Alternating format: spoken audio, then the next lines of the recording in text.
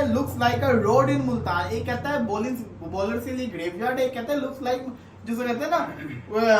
Road इन मुल्तान। उस pitch के ऊपर हमारे बॉबी बादशाह एक सीधे बॉल के ऊपर एलबीडब्ल्यू आउट होके चले गए। चैंपियंस कप में जब परफॉर्मेंस चल रही थी तो हम कह रहे थे फॉर्म में वापस आ गए, इंटरनेशनल बॉलर्स आए अगेन आउट होके चला गया। अगर हम देखते हैं तो अब्दुल्ला शफीक जिन्होंने बहुत देर के बाद 7 मैचेस के बाद 100 से ऊपर उन्होंने रन्स किए हैं। इसी के साथ अगर मैं बात करूं तो साइम अयूब जो सिर्फ 4 रन्स बना सके हैं, बाबर आजम जो कि फिर फेल हुए अगेन, मतलब वही चीज़ LBW हुए। और एक अफसोसनाक चीज़ है कि बाबर आजम आज कैप्टन नहीं है ODI या T20 के, लेकिन फिर भी बाबर वो बाबर नहीं है जो हम उन्हें देखना चाहते हैं। हम भी यही कहेंगे कि साइम अयूब अनलकी ही रहे इस पिच पे, क्या आप उसको कह दे। फिर बाबर आजम आए, बाबर आजम भी आई बिलीव अनलकी रहे। बड़ी देर बार बैठ के जब आपकी बारी आती है आप आधे तो वहीं पे जो है ना सुन्न हो जाते हैं। तो बहुत लंबी पार्टनरशिप थी शान मसूद की और अब्दुल्ला शफीक की, और पैड्स वगैरह पहन के बाहर बैठे रहना आज के दिन के खत्म होने तक। और शान मसूद और अब्दुल्ला शफीक दोनों ने सेंचुरीज बनाई हैं, लेकिन उसके बाद बाबर आजम पाकिस्तान के बॉब्जी दी किंग जो है वो एक बार फिर से जो है वो नाकाम हो गए हैं। इस फ्लैट पिच के ऊपर अगर बाबर आजम 50 भी नहीं बना सकते तो यकीन माने बाबर आजम का कंपैरिजन बड़े बड़े फन्ने हानों के साथ करने के बजाय फिर आप जो है वो ये कह लें कि बाबर आजम को रिटायरमेंट कब्रिस्तान उन्होंने कह दिया बॉलर्स के लिए। अभी आप सुनिएगा, जो पिच बॉलर्स के लिए कब्रिस्तान हो, जिस पिच के ऊपर पाकिस्तान के 2 आउट ऑफ फॉर्म बल्लेबाज एक 150 मार दे, एक 100 मार दे। शान मसूद को मैंने पहली दफा लाइव में देखा, उसने 100 से ऊपर स्कोर किया और 150 भी कर। जिस पिच को माइकल वॉन कहते हैं लुक्स लाइक अ रोड इन मुल्तान, एक कहता है बॉलर के लिए ग्रेवयार्ड, एक कहता है लुक्स लाइक जिसे कहते हैं ना रोड इन मुल्तान। उस पिच के ऊपर हमारे बॉबी बादशाह एक सीधे बॉल के ऊपर एलबीडब्ल्यू आउट होके चले गए। चैंपियंस कप में जब परफॉर्मेंस चल रही थी तो हम कह रहे थे फॉर्म में वापस आ गया, इंटरनेशनल बॉलर्स आए अगेन आउट होके चला गया। यार आप हिसाब लगाएं कि जिस मैच में अब्दुल्ला शफीक जो कि पिछले 10 मैचों से नहीं चल रहा, शान मसूद जिसको मैंने जिंदगी में नहीं चलते हुए देखा, जिस मैच में वो दोनों चल गए हैं उस मैच में बाबर नहीं चला। कितनी शर्मनाक बात है यार ये। सबसे बड़ी तकलीफ की चीज ये है कि बॉलर्स की मत वजह हुई थी गर्मी के अंदर। क्रिस वोक्स का बॉल ऐसे ना जैसे स्पिनर बॉलर कर रहा हो। क्रिस वोक्स का एक सीधा बॉल था यार, एक सीधा बॉल था, एलबीडब्ल्यू आउट हो गया। ये बड़ी अच्छा मैं ना मैं हिंदुस्तान टाइम्स की न्यूज पढ़ रहा था, उन्होंने इस पे लिखा हुआ था कि जो हमारे टेस्ट के कोच हैं उन्होंने क्लास ली है हमारे बैटर्स की, यानी कि इस मामले में हमारे बैटर्स चाहते हैं कि पाकिस्तान में रोड पिचेस बने ताकि वो स्कोर कर सकें। अब एक तरफ वो बंदा क्लास ले रहा है, दूसरी तरफ जो है वो फिर पीसीबी रोड पिचेस बना रहा है। समझ से बाहर है कि पीसीबी क्या करना चाह रहा है। और जब मुझे याद आया दीदी, जब इंग्लैंड पिंडी में आके खेला था ना, तब पूरे सोशल मीडिया पे ना यानी कि पिच तब तो ग्रास भी नहीं ना थी, तब तो बिल्कुल ही पिच जो थी वो यानी कि वो मिट्टी रंग की थी। तो वो साइड पे ना उन्होंने एडिट करके वो ब्लॉक्स लगाए हुए थे, वो जो येलो ब्लैक ब्लॉक्स होते हैं, और पूरा रोड लिखा था पिंडी हाईवे। अब इस तरह के यानी कि मजाक बनते हैं। अब फिर आज भी इतना देख केविन पीटरसन मजाक उड़ा रहा है। अच्छा अब कुछ लोग आज के मैच के अंदर जिसमें जहां पर शान मसूद ने भी अपनी सेंचुरी किया, बल्कि 150 का स्कोर किया, दूसरी जानिब अगर हम देखते हैं तो अब्दुल्ला शफीक जिन्होंने बहुत देर के बाद 7 मैचेस के बाद 100 से ऊपर उन्होंने रन्स किए हैं।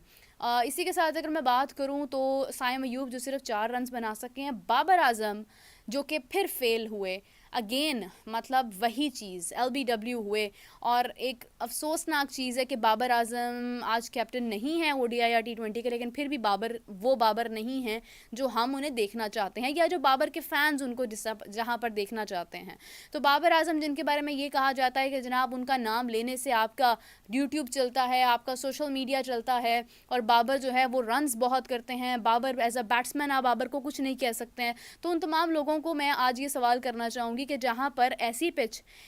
पिच जिसको रोड पिच कह रहे हैं लोग, जहाँ पर शान मसूद ने भी अपनी सेंचुरी कर ली, 150 रन मार दिए, जहाँ पर अब्दुल्ला शफीक जो 7 मैचेस में फेल थे उन्होंने भी अपनी सेंचुरी मार दी है, जहाँ पर मतलब कोई एक्सपेक्ट नहीं कर सकता है कि यार यहाँ पे तो रन्स बन रहे हैं, तेज़ी से बन रहे हैं। बाबर सबसे पहले, अब बाबर स्लो खेलते रहे, because I was watching the match so I know that कि ही वॉज प्लेइंग स्लोली, आराम से खेल रहे थे वो, लेकिन टेस्ट है तो मैं टेस्ट में ये नहीं कहती कि आप बेसबॉल की तरफ जाओ।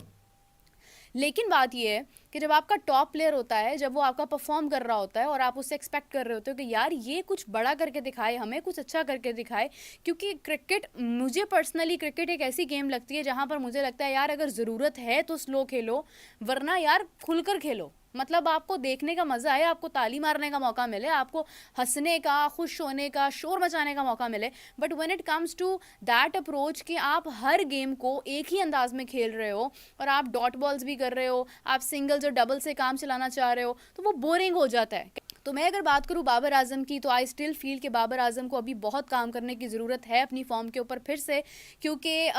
विराट कोहली को तो बोल दिया था कि stay strong and this shall pass, लेकिन आज बाबर आजम का जो ये टाइम है, ये टेन्योर है, ये नहीं गुजर रहा है, ये बढ़ता जा रहा है और कहीं ना कहीं ये अपनी एंडिंग की तरफ जा रहा है। अफसोस के साथ मुझे बाबर को देख के लिटरली अफसोस हुआ, बिकॉज मुझे लग रहा था कि शायद बाबर आजम कहीं ना कहीं जहाँ इतने सारे प्लेयर्स कुछ कर रहे हैं वहाँ पे बाबर भी कुछ कर जाएंगे, कम से कम 50 तो बना जाएंगे, लेकिन बाबर उतना भी नहीं कर पाए, सिर्फ 30 ही रन जो है बाबर मुश्किल से बना सके हैं।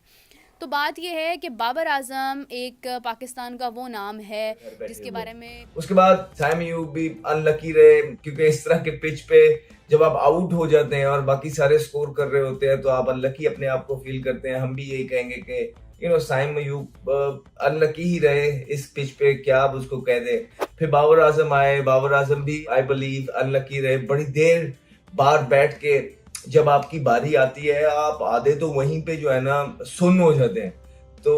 बहुत लंबी पार्टनरशिप थी शान मसूद की और अब्दुल्ला शफीक की, और पैड्स वगैरह पहन के बाहर बैठे रहना और दूसरों को देख रहे होना, और ये एक इटसेल्फ एक बड़ा टोल होता है। इट्स नॉट इजी,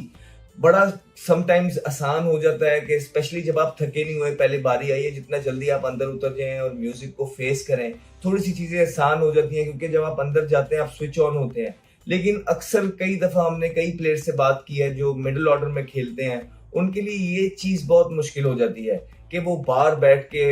इंतजार करें और अंदर आए। और बाबर आजम फिर जब अंदर आए, ठीक है चीजें बहुत फेवरेबल थी, बॉलर्स थके हुए थे, बॉल पुराना था, आके उन्होंने फिर अपना टाइम लिया, 60 बॉल लिए उन्होंने इस तरह के पिच पे 30 रन तक पहुंचते हुए, और उनकी जो साउथ शकील के साथ पार्टनरशिप भी है गालिबन 60 रन की, उनको 132 बॉल उन्होंने लिए इस पिच पे, इस ट्रैक पे, इन बॉलर्स के अगेंस्ट जो बिल्कुल थके हुए थे और ओपनर्स ने उनको बिल्कुल थका दिया हुआ था। मेरे ख्याल से ये ज्यादा है। लेकिन अगर आप पर्टिकुलरली बाबर आजम का डिसमिसल देखेंगे, वही जो उनपे हमेशा बात होती है कि थोड़ा सा उनकी जो टेस्ट क्रिकेट के अंदर जो उनके टेक्निक में चीजें हैं, जहाँ पे वो हमेशा से जो है ना लेग बिफोर के कैंडिडेट रहे हैं, और अक्सर वो बीच में से बल्ला जो है ना उनकी टांग स्टक हो जाती है फास्ट बॉलर के अगेंस्ट और फिर पीछे की तरफ नहीं आती है। अगर आप जितने भी बड़े प्लेयर टेस्ट क्रिकेट में देखेंगे, राहुल द्रविड़ देखेंगे, लक्ष्मण देखेंगे, यूनुस देखेंगे,